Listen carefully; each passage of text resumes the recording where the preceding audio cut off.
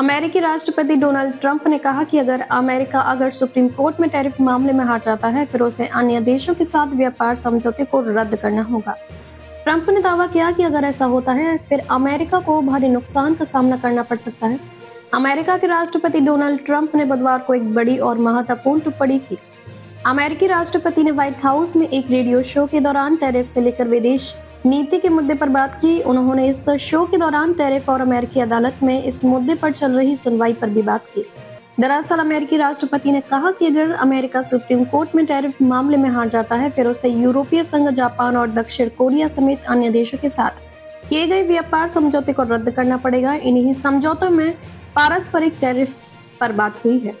America के राष्ट्रपति ने कहा कि अमेरिका अगर अपने व्यापारिक समझौते को रद्द करता है, फिर हमें काफी नुकसान का सामना करना पड़ सकता है। बता दें कि ट्रंप प्रशासन ने सुप्रीम कोर्ट से पिछले हफ्ते अमेरिकी अपील अदालत के उस फैसले को पलटने के लिए कहेगा जिसमें उनके कई टैरिफ को अवैध करार दिया गया था। अमेरिकी राष्ट्रपति ने कहा कि उन्हें उम्मीद है कि उनका प्रशासन इस मामले में जीत हासिल करेगा। अमेरिकी राष्ट्रपति ने कहा कि हमने यूरोपीय संघ के साथ एक समझौता किया है जिसके तहत वे हमें लगभग $1 ट्रिलियन का भुगतान कर रहे हैं और सभी देश इस समझौते से खुश हैं। ये सभी सौदे हो चुके हैं।